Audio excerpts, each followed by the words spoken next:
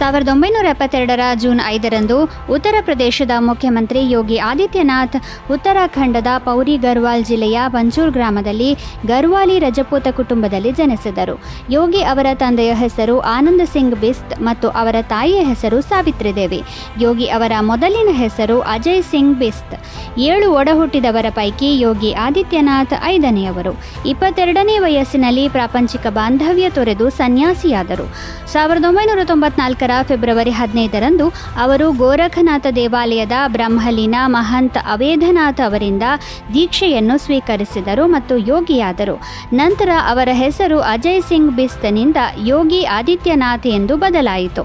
ನಂತರ 1998ರಲ್ಲಿ ಮಹಂತ್ ಅವೇಧನಾಥ್ ಅವರು ಸಿಎಂ ಯೋಗಿ ಅವರನ್ನು ಉತ್ತರಾಧಿಕಾರಿ ಎಂದು ಘೋಷಿಸಿ ಅವರನ್ನು ಲೋಕಸಭೆ ಅಭ್ಯರ್ಥಿಯನ್ನಾಗಿ ಮಾಡಿದರು. 26ನೇ ವಯಸ್ಸಿನಲ್ಲಿ ಸಿಎಂ ಯೋಗಿ ಸಂಸದರಾದರು. ಇಲ್ಲಿಂದ ಅವರ ರಾಜಕೀಯ ಪಯಣ ಆರಂಭವಾಗುತ್ತದೆ. 1975ರ ಜೂನ್ 5ರಂದು ಮೆಡಿಟರೇನಿಯನ್ ಸಮುದ್ರ ಮತ್ತು ಕೆಂಪು ಸಮುದ್ರವನ್ನು ಸಂಪರ್ಕಿಸುವ ಸೂಯೆಜ್ ಕಾಲುವೆಯನ್ನು ಪುನಃ ತೆರೆಯಲಾಯಿತು.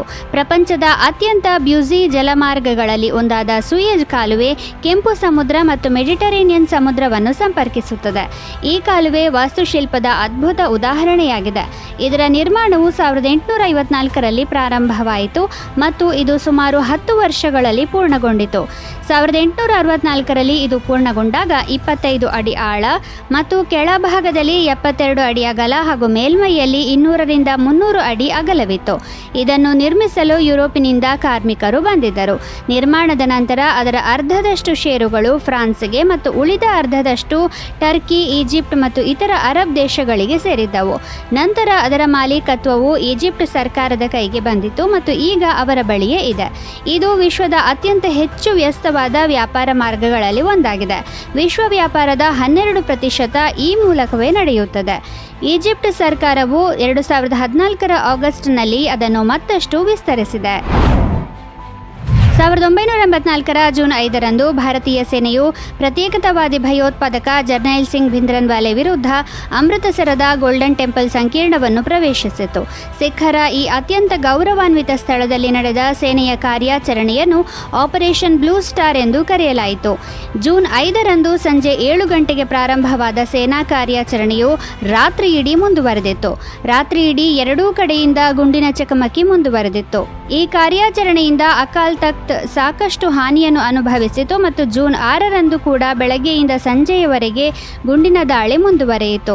ಭಿಂದ್ರನ್ವಾಲೆಯ ಮೃತದೇಹವನ್ನು ಸೇನೆಯು ತಡರಾತ್ರಿಯಲ್ಲಿ ಪತ್ತೆ ಮಾಡಿತು ಮತ್ತು ಆಪರೇಷನ್ ಬ್ಲೂ ಸ್ಟಾರ್ ಜೂನ್ 7ರ ಬೆಳಗ್ಗೆ ಕೊನೆಗೊಂಡಿತು. ಕಾರ್ಯಾಚರಣೆ ಮುಗಿದ ನಂತರ ಇಂದಿರಾ ಗಾಂಧಿ ಗೋಲ್ಡನ್ ಟೆಂಪಲ್ಗೆ ಭೇಟಿ ನೀಡಿದ್ದರು. ಆದರೆ ಈ ಕಾರ್ಯಾಚರಣೆಯು ಇಂದಿರಾ ಗಾಂಧಿ ವಿರುದ್ಧ ಪ್ರತ್ಯೇಕತಾವಾದಿಗಳಲ್ಲಿ ಕೋಪವನ್ನು ಉಂಟುಮಾಡಿತು. ಅದರ ಫಲಿತಾಂಶವು 4 ತಿಂಗಳ ನಂತರ ಕಂಡುಬಂದಿತ್ತು.